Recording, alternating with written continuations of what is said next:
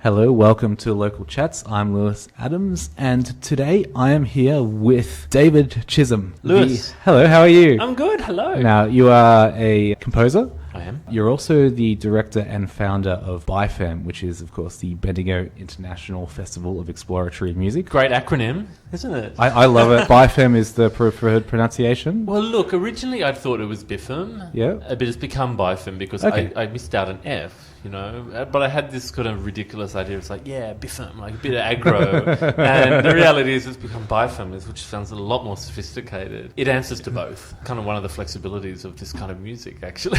The Bendigo International Festival of Exploratory Music, this is our fourth edition, our fourth annual edition. Our first proper festival was in 2013. Yep. And since then, between editions 1 and 3, we've experienced a really significant increase in terms of audience attendance and also the sort of scale of work that we've been doing. So I'm excited and, suitably nervous about the fourth year where we're seeing, an even larger expansion in terms of the ambition and reach of the festival. I guess it's like having your fourth child. You just want it to all keep getting better and better. Bendigo is a great choice. So much work has been done in Bendigo and continues to be done in and around the idea of cultural tourism, the idea that you can see things or experience things here that you can't anywhere else, and that becomes the sort of carrot to draw people to Bendigo. And in doing so, also realising what a fantastic place Bendigo is to live, to be, and seeing the success, obviously, over the last decade or so of the Bendigo Art Gallery and the way that it's really fashioned its blockbuster series so successfully in terms of exclusivity, and also with the evolution of the Alhambra Theatre, which I had also knew was very much in the pipeline. Frankly, with such a great kind of city to get behind these sort of events that values it and understands that is indeed, one of the great new strengths for Central Victoria and therefore for the city which is at the heart of Central Victoria, Bendigo was a really obvious choice. Music here as well. I mean, music is actually a really important part of the fabric of this city, hands down. The Blues and Roots Festival, they started, I think, the year before us. Again, instantly responded. I think all the music programs that run in all the various schools are producing extraordinary young musicians. And to my mind, it made sense with a community choir. There's so many choirs here and community orchestra. I don't know, it's a very rich musical city already. As a composer, did it feel like a logical and natural step towards setting up a festival? I'm quite an experienced producer as well. In fact, I began my career in my early 20s when I wasn't sure what I wanted to be writing. So I studied quite young. I went straight from high school and studied composition in Wollongong back in the late 80s, early 1990s. I really didn't start writing until I was about 29, 30, quite seriously actually looking at being a composer. So most of my 20s were really spent, I guess, in a sort of apprenticeship. I'd worked for the Australian Opera. I worked overseas in Glasgow as an assistant publicist in an art gallery and contemporary performance space. So I had all these varied experiences in and around production and presentation and promotion of culture. I was also producing work as well. So I guess it all really came together. When I decided I really wanted to become a composer, I also was simultaneously self-producing.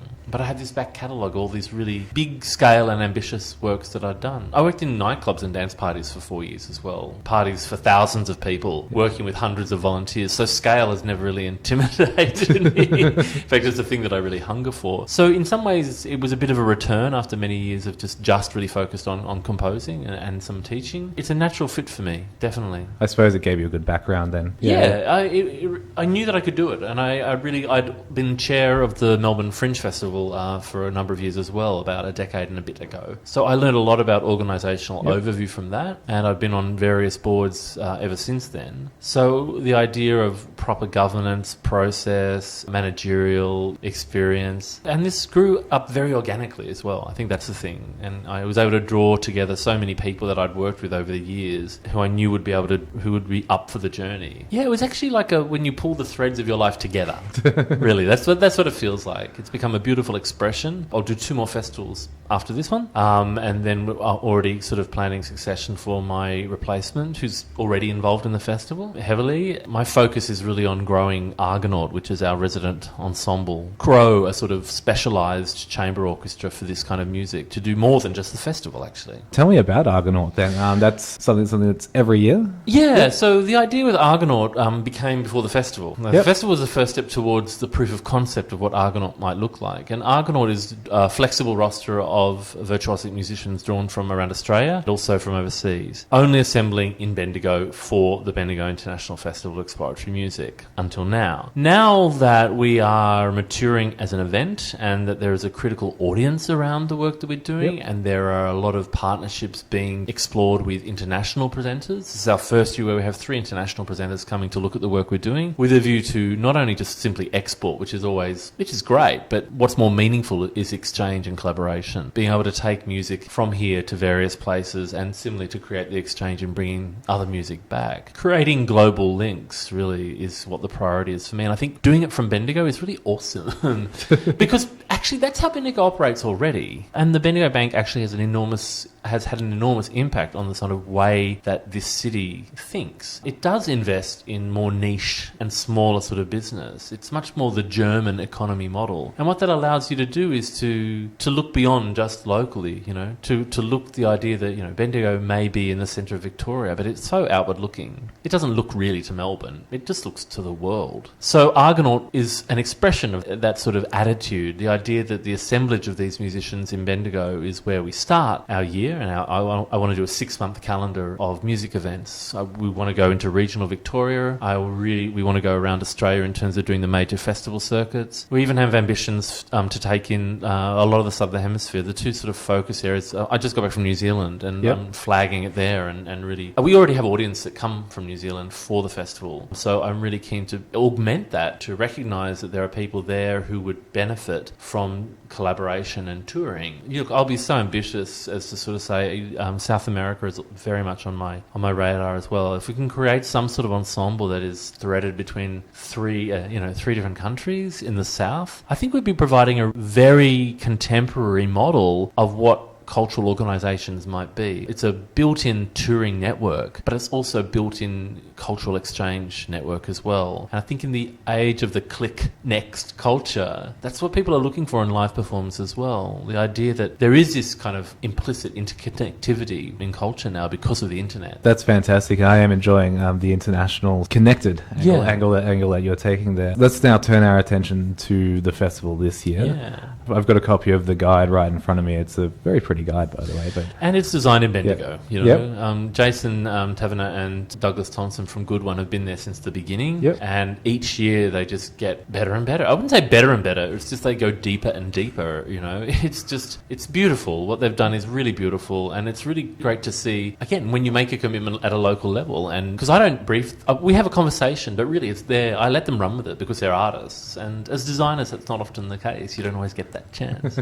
So they've done a beautiful job, and I think what they've managed to do is capture in a very tangible way the beauty of what is really an abstract, very abstract art form, and we are very much at the niche end of that with the kind of music that we do. What's great about this year is that everyone's been looking at the program saying, I just want to see that, or I want to see that, and it's like, they have no idea about the music, but there's something so beautifully captured by these guys that it really makes you want to go and see these events. It creates a beautiful frame for the mind. We don't have time to go through all of them, but what are some of the highlights? Look, the Argonaut stuff is always... We've found audiences respond so well to the idea of seeing local musicians doing really, really well. And so this year Argonaut grows to 29-strong chamber orchestra, which is massive, actually. And it's the first time I've really programmed a major new work of my own. So I have a double concerto for harp and guitar, which opens the festival. That's coupled with a double concerto for viola d'amore and percussion and smaller ensemble of 12 instruments by Jack Simons, who's a Sydney composer. Argonaut's also doing its rare now sort of standard string quartet concert because it's such an amazing group of musicians that play with us. And the string quartet, it's in a really durable form. It's a beautiful kind of medium to play. We also have a diptych concert which features the works of Jose Miguel Fernandez, who's a Chilean composer based in Paris, and Lara Mocciano, who's an Italian composer based in Paris, and presenting 2 quintets with live electronics of those guys, and they'll be here for the festival. And the final Argonaut thing this year is actually an Irish composer, Jennifer Jennifer Walsh. It's an opera called XXX Live Nude Girls. If that's not marketing, I don't know what is. I know, right? I mean, she's a genius on that alone. But the work is really interesting because it actually looks at the way that children play, and the way that gender and violence are enmeshed in child play. And it's done with a small cast, 2 sopranos and 4 or 5 musicians. But it has also 2 puppeteers who manipulate 17 Barbie dolls who are within a doll's house, and 2 camera operators. So it's like watching a live Barbie doll, but very twisted, you know. And just that whole thing, she was inspired to write an opera like this just by sort of seeing the way that children strip the clothes off Barbies and are, you know, quite violent with them, and how this sort of play happens. And you think about it, it's weird what children play out with toys, you know. Yeah. Like, it's so uncensored in many ways. The Argonaut program's really strong. We're lucky also that Kodak, who are these 2 brothers, Michel and André Decoster from Switzerland, are coming to work with a Melbourne pianist, Peter Dumsday, and the Bendigo Symphony Orchestra. So I'm really proud of this project. It's an extraordinary work that reimagines the symphonic concert experience with light. So the 40 musicians of the Bendigo Symphony, and the piano is actually a digital piano that makes no sound but triggers 80 individual lights that light up the musicians at different times, creating all these amazing visual patterns. And when the light shines on them, they play their notes that they have to. So it's pulse-driven, very, very strong and beautiful. It's quite an exquisite kind of reimagining. The brothers actually requested to work with a community orchestra when we first discussed doing it. I said, well, 40 musicians is a very expensive project, plus all the hires that we have. It's an expensive project. They said, oh, but we actually would like to work with a community orchestra. Do you have one? And I said... Yeah, we do, because I'd always wanted to do something from the very outset. You want to do something with the Bendigo Symphony. But I know that a lot of the demands of the kind of music that we do are quite virtuosic, and so you can't necessarily ask a community orchestra to really hit that. And I didn't want to do, you don't then want to do a watered down version of it. So I think what we've found is this extraordinary way where these guys can really play, and they can really give it everything. And it's the framing by which this work is created and generated that I think will make it an extraordinary experience for everyone. I really quite an unforgettable experience to be able to present something like this in Bendigo. The fantastic thing is, even though this is a music festival which implies sound, there's such a huge visual component. Absolutely, and I think it's a really important part of it. Yeah, I think electronics and visual media are all sort of interlinked in many ways, and music bleeds across disciplines anyway, you know, in so many ways. The sound gallery, though, this year, we have a dedicated space at Dudley House which features a 3-hour loop of what we call acousmatic music, basically pre-recorded electronic music. So it works synthetically generated or sample-based. And most of it is public domain, like you can hear it on people's websites, but we have putting it in a gallery space with high-fidelity surround sound changes the experience, makes it very, very visceral. Again, talking about enhancing, this year we were really happy that there's a Melbourne industrial design company who specialise with light, Christopher Boots, and they approached us. We started discussions because Christopher is the ambassador of our new donors club for the festival, and they said, but how else can we get involved? And I said, well, guess, and they have the most extraordinary lights, like some of the most beautiful lighting I've ever seen. I said, well, I don't suppose you want to, you could install some lights in the sound gallery. And they went, oh my God, that would be great. And I said, it would totally enhance the experience. That sort of visual audio crossover, I think, it's so important. As indeed making it really inexpensive to attend as well is a big priority as well. I noticed that all of the events are either free or very low in cost. $22 is what is the most we charge for anything. And I think, and that includes the ticket handling price as well. So you pay more for gold class, you know what I mean? This is a live experience, and we're having live orchestral experiences as well. But I fundamentally believe that that's what people should pay. I do believe this is what the role of subsidised performance should be. If we are getting subsidies, then we need to work hard to be able to get donations from other people, to really work with philanthropic partners in order to allow people with this kind of music, which a lot of them aren't familiar with very unknown experiences. Why should they have to pay $120? They're not going to dip their toe in the water, but for $20 they'll become adventurous. And as soon as people become adventurous, they start to make decisions about the quality of the experience, not how much they paid for it, not quantitative. What I like about it is they pay something, but it's honorary really, because we don't rely on box office. The box office from each year actually becomes a commissioning fund for the following year's festival. So everyone's actually a donor. The audience aren't actually paying for what they're seeing. They're paying for something to be created that they might then come and see next year. A very great way to go about it. Now, there's something... Socialism, huh?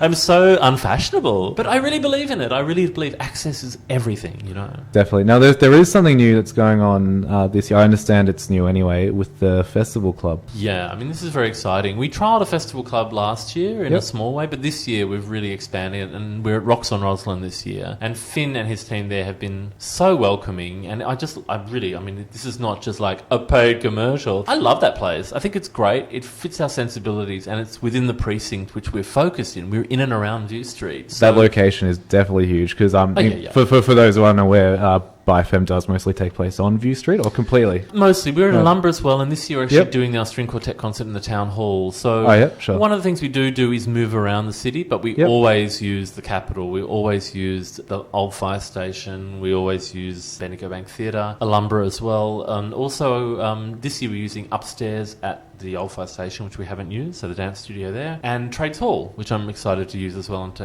repurpose that. So part of, because we do have a strong return audience, it's important also to show off the architectural features of this great city. People love it. People love discovering when we did the Stockhausen, when we did Sirius 2 years ago, and we did it in the Miners Library at Bendigo TAFE. It's an extraordinary room. People love the cathedral. We've used that for the last 2 years. We're not using it this year, but we'll be back there next year. There's so many great buildings in Bendigo. Say this is the first time you're hearing about BIFEM and I want to go. Yeah. How do I do that? You go to the website. To the website? For sure, which is bifem.com.au. So BIF for Freddie, EM for Mary.com.au. And it's all there. And it's the most... You want to go there anyway because it's just a beautiful website. Yeah, there's a lot of the sort of images that we were talking about that's in the guide. Like all that's on the website as well. It's all very there. All there, yeah. And also the history of the festival is there. And more importantly, the biographies of each of the individual musicians. We put them very, very front and centre, the musicians. And the list of composers are also, we hyperlink those to the composer websites so that if you're not familiar with these composers, which generally people aren't, because I do program pretty obscure names, but it's about that. It's about making linkage. And I love the fact that a lot of people who do come to the festival are also musicians themselves or have a deep interest in music and discovering new music. And I guess that's where the whole term exploratory comes from. Like putting terms around music is always a little bit precarious, and music isn't that fixed. It's much more mercurial. But exploratory is as much about the spirit of the audience now as it is about the actual music. It's not really genre. It's history, its antecedents arguably could be in the historical avant-garde, but it's not that either. It doesn't make those sort of claims. Its interest is in ideas and musical ideas at that. And so exploratory becomes something by which we can have greater flexibility, but also which, reflects the city in which we are in fact presenting in and its history. And as I sort of said, and it really encourages the audience to think of themselves as explorers. David Chisholm, it's been fantastic having a local chat with you. It's been really great. Bifem.com.au. Bifem.com.au. It's been lovely having a local chat because I am a local. I live in Golden Square too. I think I always like to remind people of that too. I'm not a fly-in. I live here. I moved here because I love this city and I love this festival. There's so much to just enjoy here. Absolutely. You can find this podcast and other podcasts over at my website, www.thenewlocal.net. Find us on Twitter @thenewlocal. Thank you. See you later.